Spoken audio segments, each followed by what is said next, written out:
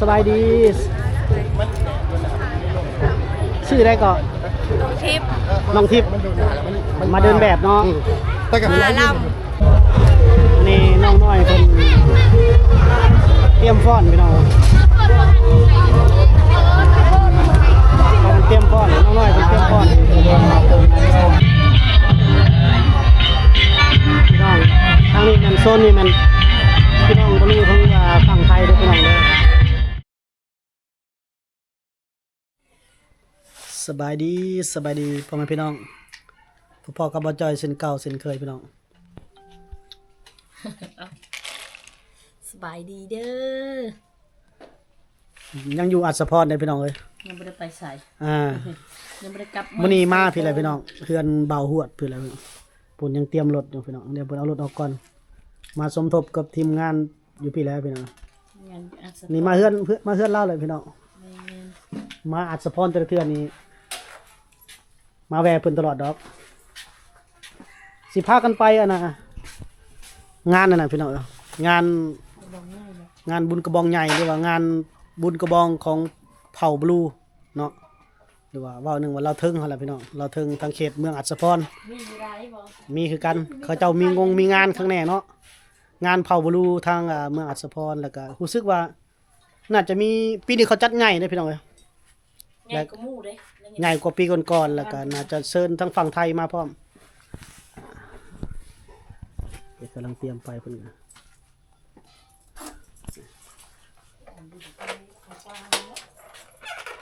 สบายดีไปเด้อไปเที่ยวงานบุญกระบองเยอะน้ำเดียวเด้อเมื่อวานนี้ไปจอบเลยเนาะนั่นแหละไปเบิ่งเซิร์ฟเบิ่งแล้วเมื่อวานนี่เป็นตะโมนตับยู่พอมีเดินแบบนั่นเด้มีเดินแบบพร้อมเนาะประกวดนางงามว่าซั่นซะนั่นน่ะเกินนางงามประจำงานแ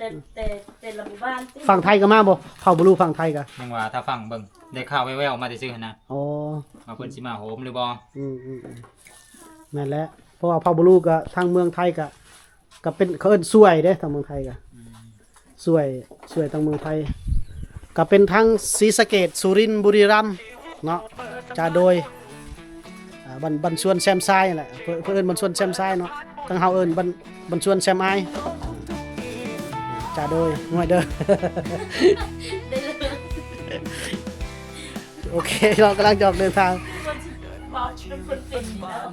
ได้เนาะบุญเผ่าบลูมาเจอกันนี่ก็เว้าได้เลยเฮาก็ระยะทางแต่ออกจากตัวเมืองนะกุจานนี่ก็ประมาณ15กิโลพี่น้องสาวๆนี่จักยังสิมีเวลาว่างไปถ่ายอยู่บ่น้องๆเพิ่นกับพี่น้องรอติดตามเด้อ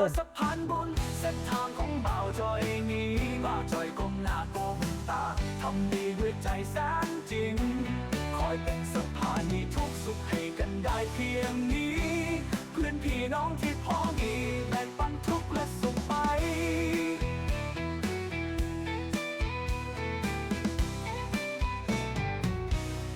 แวะเข้ามาพบกันได้ในช่องเบาจ่อยทางดูทูบชีวิตของเบาเบื้องหลังให้รู้เรื่องราวที่มีความจริงความทุกข์ความสุขพอเพียงที่ใจไม่เคยเปลี่ยนแปล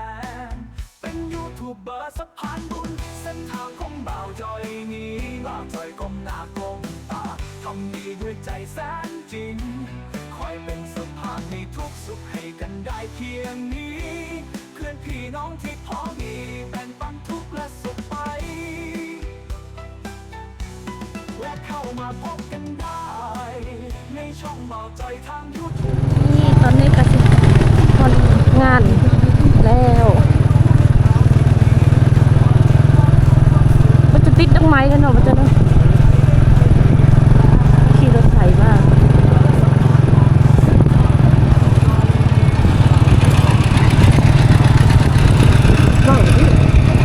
ก็แน่ติดต้นไม้แน่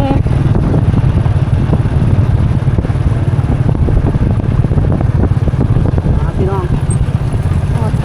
ดีทุกท่านเด้อยินดีต้อนรับเข้าสู่เพจบ่าวจอยแนววันนี้เดินทางเข้าสู่เมืองอัศพรเนาะแล้วก็ไปบ้านนะ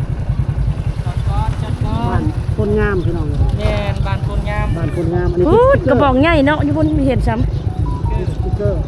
เท่าเลย งานบุญกระบองใหญ่ของเขา ทางบ้านเพิ่นไปเลยบอกถ้าไอ้หูกันบอก บ้านเราบ่ พ่อก็บ่ฮู้มันจะไปจอดรถไปใส่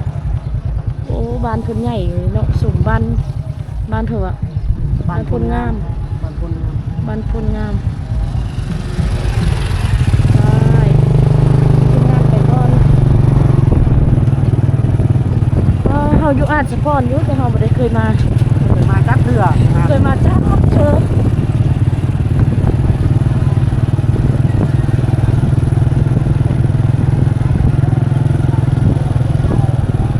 อันนี้จะลงวัดคนพุ่นละเนาะ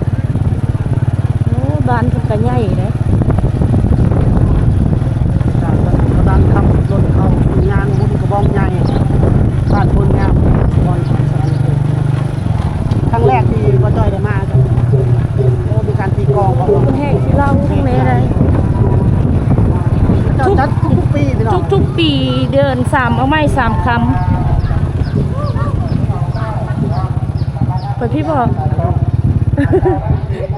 ไปเลยเพิ่นนะไปทางนี้เพิ่นนะ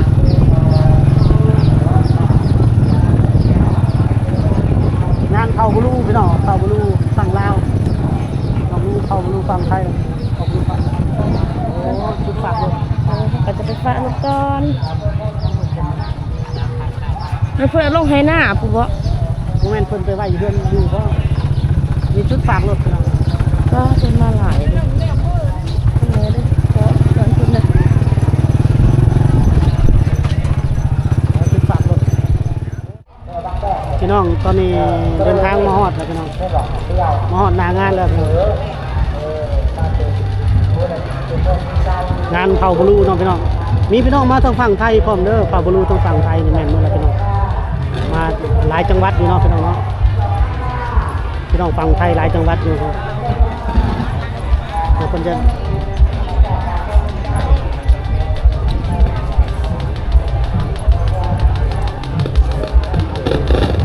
มาทางบุรีรัมย์ศรีสะเกษพุ่นล่ะพี่น้อง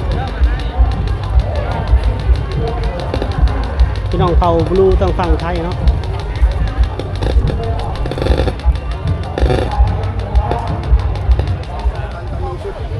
สบายดีชื่ออะไรก่อน ทิป น้องทิพย์มาเดินแบบเนาะ มาล มาลำเนาะโอ้มือแรงเนาะจักโมงล ประมาณบ่ายโมง2 โมง1 โมง 2 โมง แต่คนเขาสวยนั่นแหละ ำโอ้สวยพี่น้องเดี๋ยวติดตามเบิ่งเนาะเฮาสิเบิ่งมาเพิ่นมาลำพี่น้อง ใจไปเรื่อยๆไม่ทำไรต่อนะเขาทำใจเลยเขาทำใจ นี่บอลจุด ได้ ที่ เด็ด เพิ่น คนใหญ่เหรอ สิมาพรเปิดงานอยู่นี่แหละพี่น้อง ภรรยาของประธานชมเผ่าน้องพ่อใหญ่เวิ้นวังมุตลาที่ปรึกษาอบตที่ปรึกษาก้อนชื่อเรื่องการเข้าดูเนาะมาต่อทุนต่อการทำมันดีดีที่ล่าพอกำลังใช้แสงเนาะพอเปิดพอมาตาขึ้นโซ่เนี่ยว่า แกสาวหนุ่มเนาะเตรียมพรเลยใส่ดัมโบเข้ามา เอาไม่เอาทีนี้แห้งเอาเข้าไปโอ้ย ก้อนกองยาวเนาะ ตุ้งร่าตุ้งไงอามาดูมาเป็นโฆษณาตัวยอดตามคำที่แจ้ง งานกองใหญ่ของพี่น้องลูกเรื่องงานสปอนแฟนตัวในเก่ง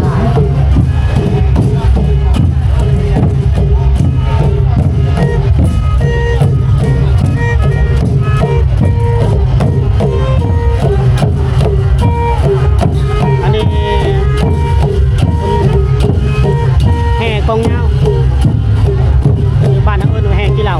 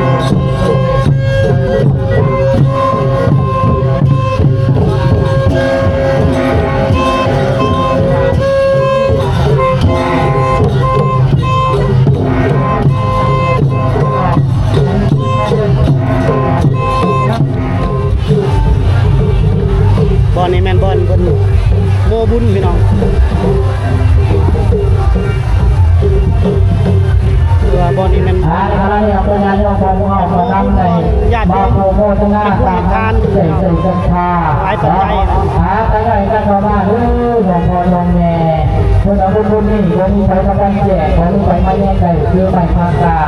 เรียบร้อยที่ต่อเอาขึ้นเอากันตีท่านจะใช้ถุงทองเขาคนตัวบุญซึ่งเริ่มเกี่ยววันว่าแม่วันผู้ใจเฮาไปได้เพื่อเปลี่ยนประชาบุญจำนวน3,000 ปีสาธุ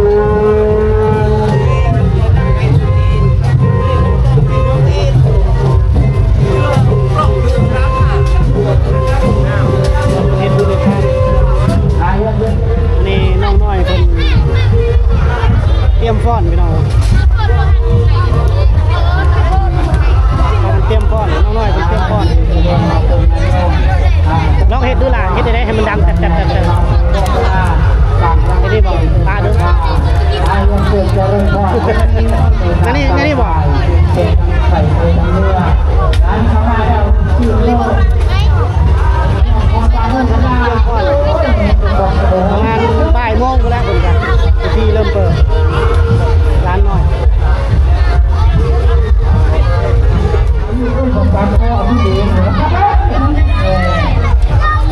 ได้ทำได้กันเลย โอ้ดีเท่ประจำตัวพี่โลว่า ไปเลยพี่น้องเตรียมแล้วใครซื้อฮอน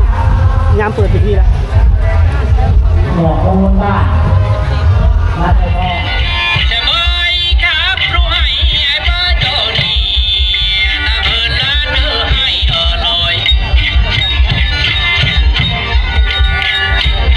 เป็นบทกลอนกระร้องกระบองในบ้านทำงาน ลอยเอ้ย พี่น้องทางนี้มันโซนนี่มันพี่น้องบรรลุทั้งฝั่งไทยด้วยพี่น้องเลย จะไม่ เดินทางมาจากสุรินทร์ศรีสะเกษบุรีรัมย์นะครับ ๆถ้ามาก่อนก็ขออภัยเนาะที่ได้ให้เกิดเสียงทักเสียงก่อนน้อยหนึงเนาะ พี่น้องทางฝั่งไทยนี่พี่น้องบรรลุทางฝั่งไทยได้เบิ่งภาพบรรยากาศในหนึ่งได้พี่น้องได้รอบนึง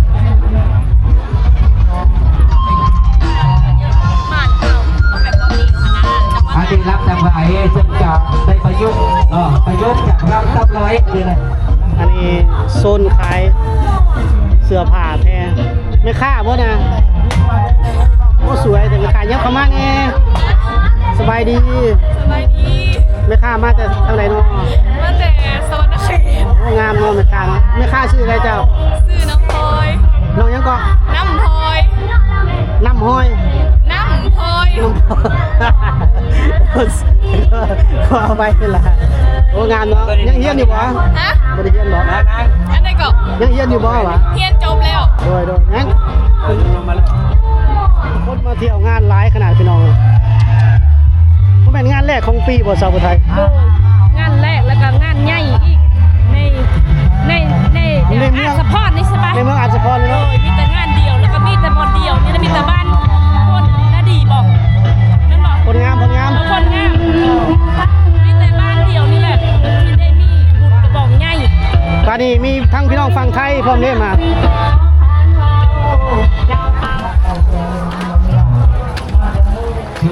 โอ้บรรยากาศคนหลายเลยพี่น้อง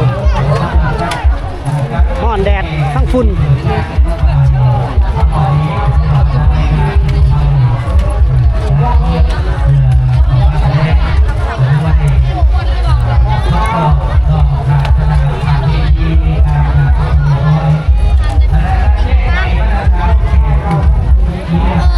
อากาศมันร้อนนี่บ่ค่อยอยากไหวดอกพี่น้อง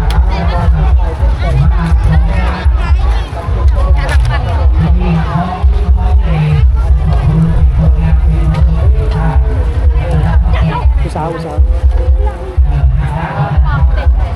สาวบ้านใดเนาะ มาดอนกระพุ้ง บ้านตรงไหนก็ มาดอนกระพุ้ง โอ้บ้านใดก็พูซื้อหยังกับซื้อหยังเนาะน้องหยังกับน้องหยังผู้นี้ก่อนผู้นี้ซื้ออะไร ไข่มุก ฮะ ไข่มุก อะไรก็ ไข่มุก ไข่มุกเนาะผู้นี้เด้ ซื้อซุป ซื้อหยังก็ ซุป ซุปน้องซุปกับน้องไข่มุกพี่น้องบ้านดอนกระพุงโอ้งามเนาะสาวบ้านกระพุงนี่ครับ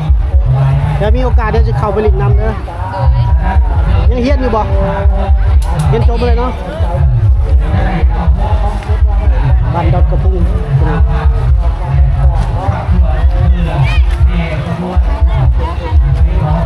ก็ถ่ายรูปเลยก็ถ่ายรูปเลยสองสามแย้มพี่เด้อแย้มกล้องพี่เด้อ